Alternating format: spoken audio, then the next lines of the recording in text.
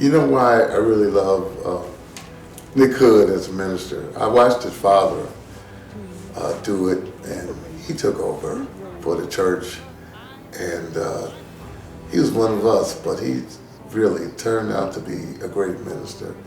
I know it's hard, and that's something that I know that all ministers may not be doing what they're doing because for the right reasons, but I know it's hard.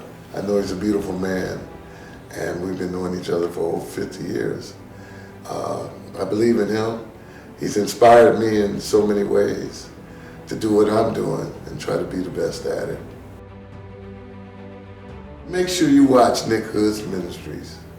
You'll never be the same. And the point that I'm making is that in everybody's life, at some point, there's a plan B. God is talking to us every step of the way. God is trying to show you something every step of the way. When things seem to be going wrong, that's God's way of opening another door. I am convinced that God has been directing me every step of my life. On the Word Network. Welcome to Nicholas Hood III Ministries, a ministry of hope, spiritual inspiration, personal power guided by Christian love. May the power of God's Holy Spirit fall upon you as you sit back and enjoy today's program. I introduce you now to Pastor Nicholas Hood III. Hello, today I want to talk about David and Abigail, a love story found in 1 Samuel chapter 25. But before I get to that, I want to introduce my guests. They were with me last week, and they did so well last week. I said, why don't you stick around? I want to continue. Last week we talked about sacrificial love. Love is patient and kind. And in 1 Corinthians 13. But I have with me attorney Rita White and her husband, Dr. Orande White. And they are a young couple. I'm very impressed with them. They've been married 17 years, still appear to love each other. And, I think that's a wonderful thing. And so for today, I want to tell this love story between David and Abigail. And I want you to bear with me. And Rita and Orande, I want you to listen to the story. I want you to reflect on the story. And then I want you to share your thoughts about the story with me. Is that okay? Mm-hmm. Yes. Okay. All right. So today, we look at 1 Samuel chapter 25. And in 1 Samuel 25, David is on the run from King Saul. King Saul has tried to kill him multiple times. Saul is jealous of David. And this jealousy began, ironically, when David kills Goliath. After killing Goliath, the women of the land began to sing a song that said, Saul has killed his thousands, but David has killed his tens of thousands. And from that day on, the Bible tells us Saul viewed David differently. And so a series of events happen where Saul tries to kill David. David refuses to fight back. And then, while on the run from King Saul, in chapter 25 of 1 Samuel, an interesting story happens. David and his men are hungry. He has 600 fighters with him. They're in the hill country on Mount Carmel in Israel, the same mountain that Elijah brought the fire down on, the same mountain where the Ethiopians who were airlifted to Israel, they were processed into Israeli society on Mount Carmel. And I've been to Mount Carmel. It's a beautiful, sprawling mountain. But imagine Mount Carmel with 3,000 sheep and 1,000 goats. Can you imagine that? And David and his men began to ask, who owns all of these sheep? Because he had 600 hungry men. And he refused to let his men take not even one of those sheep. But he asked, whose sheep are these? And they told him, a man named Nabal. And so David sent 10 men to go visit Nabal to ask him if he would give them some of the sheep. And Nabal basically curses David out. He says, who am I? Am I going to, feed every person who rebels against the king? He said, I don't want any part of you. And David is angry. He's so angry, he's about ready to kill Nabal. He tells all of his men to gird their swords, get on their horses, and 200 men stay back with the baggage. 400 men are riding at breakneck speed down Mount Carmel to the base where Nabal is. They're going to kill Nabal and any man who's around him. But the only thing that saves Nabal is his wife, Abigail. And Abigail has sized up the situation. She understands that my husband has put himself in jeopardy because David is a fighter. She doesn't know if her husband's a fighter, but David is a fighter. And David and his men are just driving their horses at breakneck speed down the mountain. Abigail loads up several donkeys with raisins, with bread. She takes 5 of the sheep, or 6 of the sheep who've been killed, and she dresses them. She has them prepared to be eaten. And you can feed a lot of people from one sheep. And so she takes 6 sheep and she makes her way toward David. And David, if you can imagine his image, he's driving his horses and all the men around him at breakneck speed. This pretty young woman named Abigail is on donkeys and herself. And as David gets close, Abigail gets off the donkeys, gets down on the ground on her knees. She bows her head down to the ground. And the sight of that young, beautiful woman on her knees with her head toward David just was too much for David. He just stopped. He had murder on his mind. But when he saw that woman down on her knees, I think he was thinking even then, maybe one day I'll have a chance to marry that woman. We're going from murder to marriage, right there on the ground at the foot of Mount Carmel. And she says, look, have mercy on my husband. He's a fool, just like his name says. The name in Hebrew, Nabal or Nabal, translates to being churlish, foolish, mean. And she said, look, I have a token for you and your men. I have sheep. I have raisins. I have bread. I have other foodstuffs. I have grapes. Take them. And David takes what she offers him. He thanks her. And he goes back up the mountain. And her husband has been shearing the sheep. So she doesn't tell her husband right away what she did. But the next day, when he wakes up from a drunken stupor the night before during the sheep shearing, Abigail tells Nabal, guess what I did? I gave 6 sheep to David, the man you were rude to. I gave grapes and raisins to David, the man you were mean to. Guess what? I gave 200 loaves of bread to David, the man you mocked. And, sometimes Arande, women have a way of talking to their husband that will either lift them up or cut them down. And Nabal became so angry that his wife had done this without asking his permission, he had a stroke. He had a stroke. And then, he survives for about 10 days. but after surviving, he dies. And so when word gets back to David that Nabal has died, then he goes back down to Abigail.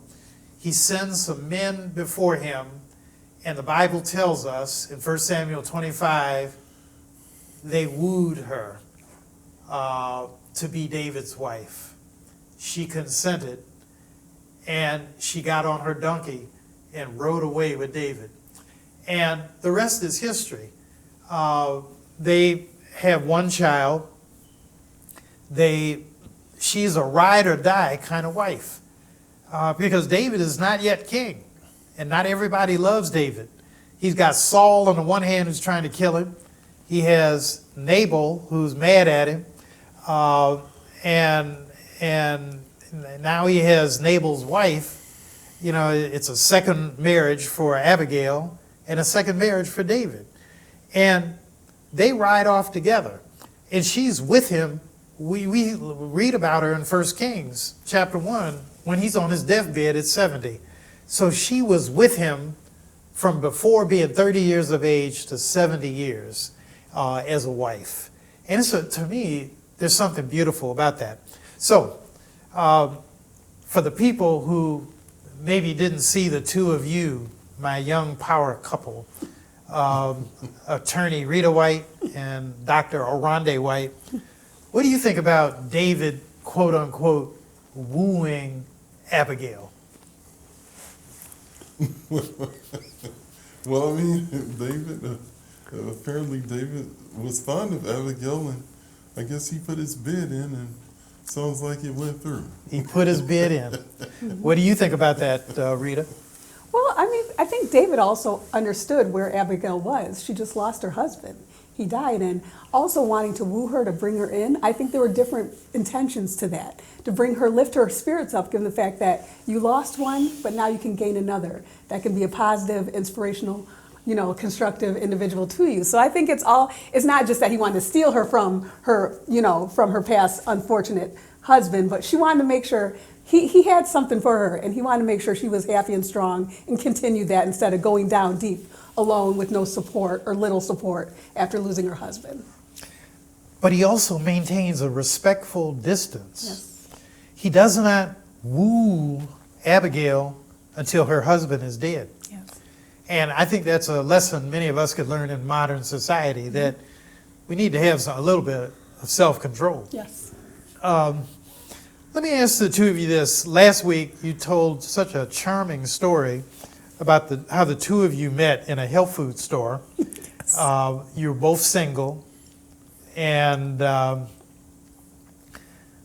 you exchanged your contact information, and I guess it was shortly after that you began to see each other, and so forth.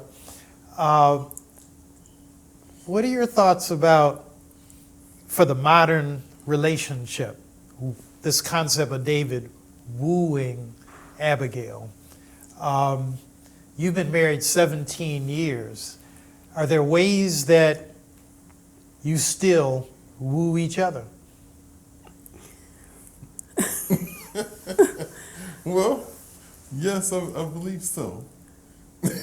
Any you can mention on television? Well, I mean, yes, I mean, like us, on, Sweetest Day, like I brought home flowers and a number of things, and, we had a good time. I was wooing Rita.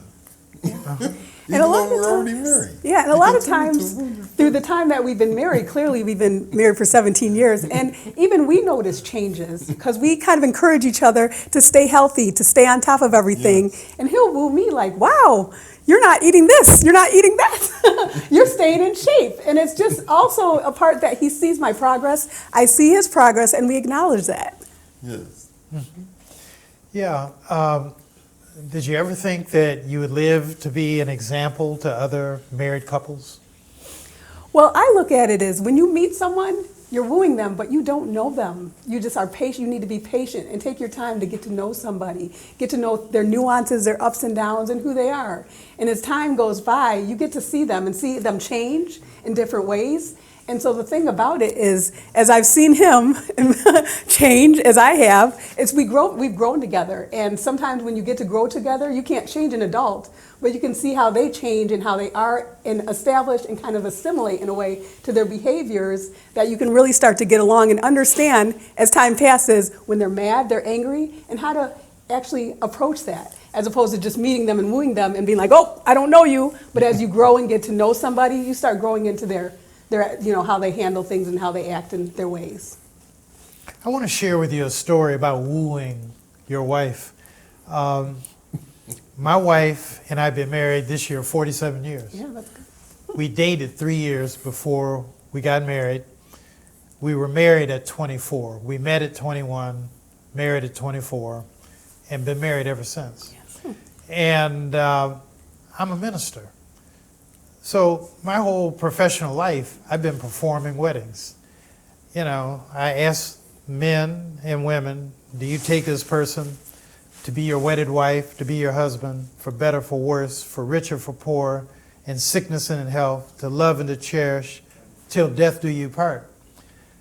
I hold up the rings, you know, and, you know, when I talk, you know, I can't barely get my ring off. I hold up the rings, and you know, we bless the rings, and you know, I encourage the husband and the wife to look at these rings, and every time they look at these rings, to think about the vows of love and commitment that they've made to each other. And it dawned on me from the very beginning, many of the rings that the women were receiving were really elaborate and probably very expensive. And I thought about the ring I gave my wife. It looks just like this ring. And, you know, I was 24 when I got married. The thought never crossed my mind, you know, to give her a more elaborate ring. But as we got closer to the 20th anniversary, now bear in mind, we're 47 years now. Mm-hmm. But as we got close to the 20th anniversary, I went out, I took my youngest son, who was only about 12. I said, can you keep a secret? He said, yeah. I said, well, I'm going to take you to a jewelry store, and I'm looking at a ring I'm going to buy your mother, and I want you to tell me what you think. So Noah and I go to the jewelry store. I buy this ring. And on our 20th anniversary, we went to a restaurant, and the waiter came up to us and he said, are you celebrating anything? And I said, yes, we're getting engaged. And the waiter said, oh, well, by all means, I will bring some champagne. And I presented Denise with a ring that night, and she was speechless. She couldn't talk. And you know, but she began to talk. But we laughed about it, mm-hmm. And I told her, I said, I've been feeling guilty for 20 years that I didn't give you an elaborate ring. And had I been even a year older, I believe when I got married, I probably would have tried to do more. But we didn't have much money. But the point that I'm making is that on our 20th wedding anniversary, I'm still trying to woo my wife. You know, and I think it's important. You know, even if it's something little, it doesn't have to be expensive. It could be a card. It can be something. But coming back to the two of you, what advice would you give to people who are looking at this, who maybe are weighing love, you know, and it could be on any end of the spectrum, a young couple, maybe there's somebody in their old age looking at this program.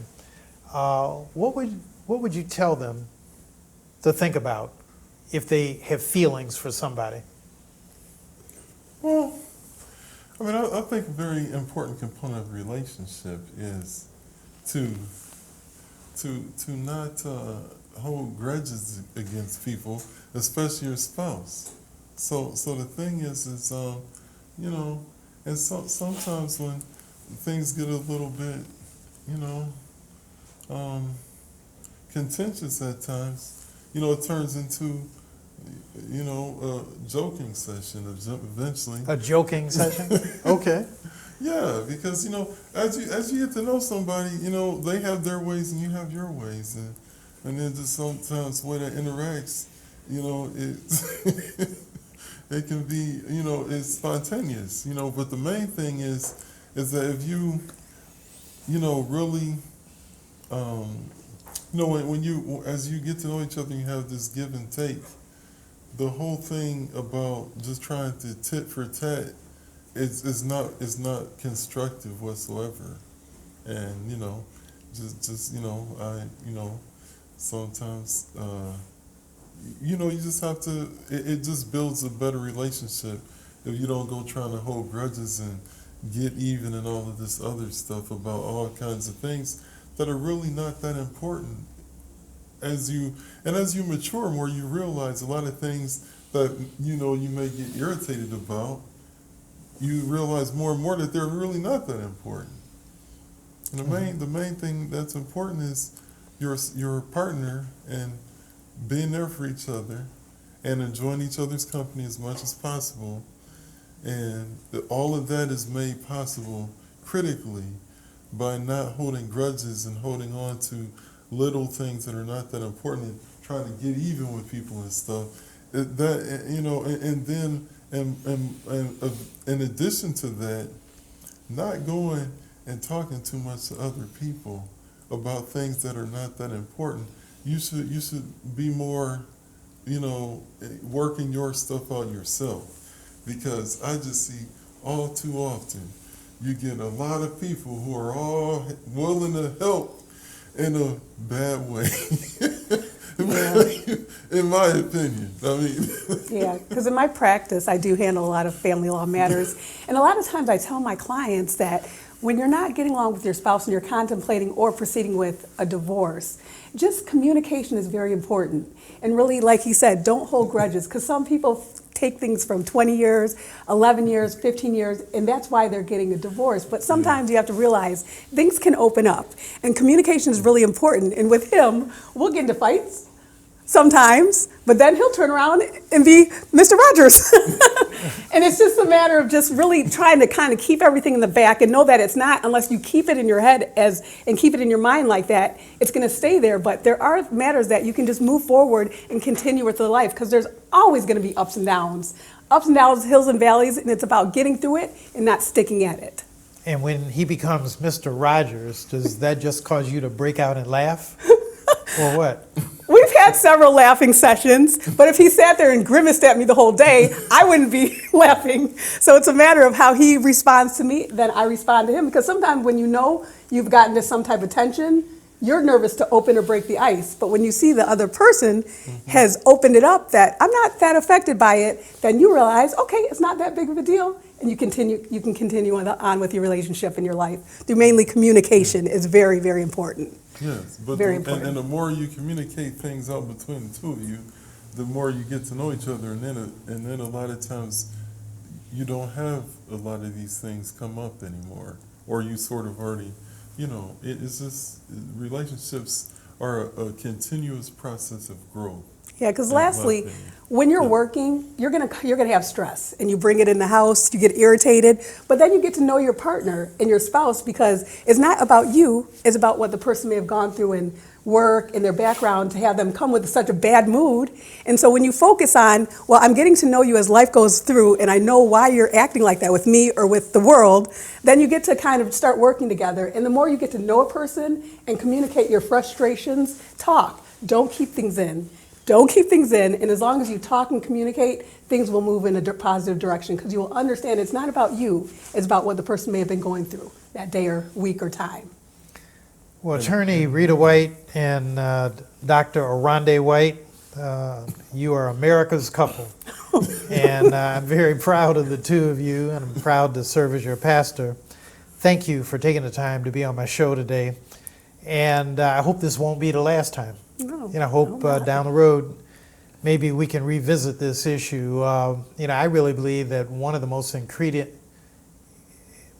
important ingredients in a relationship is just to have fun. Yes. And find somebody you can have fun with. Yes, that's true. And so there are a number of aspects of love and relationships I'd like to look into, but we've got to wrap this up today. But thank you so much. And to those of you who are looking at this program, I thank you. Your presence means the world to me.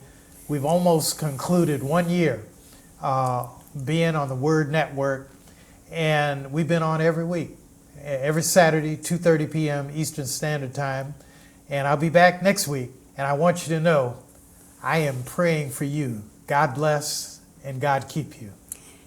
And one thing I want to say is with Reverend Hood and his wife Denise, follow your elders. They've been married for 47 years. When you look at how they've lived their life, that gives the younger generation an example to look at and follow through in your marriage. And we followed you and watched you and see how strong they are. And that gives us an example of how we can proceed with our marriage a lot of times. So thank you. Well, thank you very much, Rita. I'm going to let you have the last word on that. I am sorry, I had to put that in there. It's okay. It's okay. I think that much of you. Yeah. God bless and thank you. Thank you. Thank you for watching today's program. We hope you've been blessed in a powerful way. Just knowing you took the time to watch today's broadcast is a great encouragement to Pastor Nick Hood. If this broadcast has been a blessing to you, we ask that you mail a tax-free donation to Nicholas Hood Ministries at 4535 Chrysler Drive, Detroit, Michigan, 48201.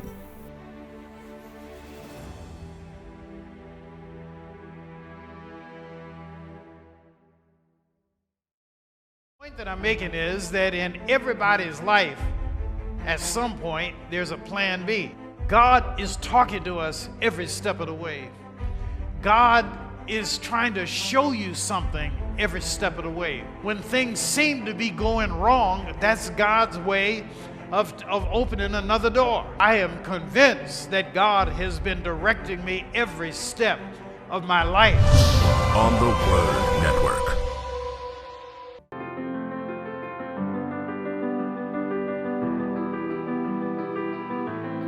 There are people all across this globe who now will have the opportunity to know you like I do, because of course you are very forthcoming in telling stories about life, stories that are relatable, and that means something.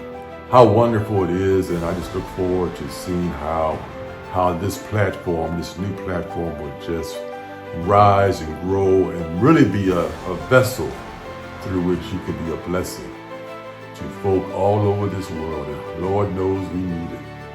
God bless.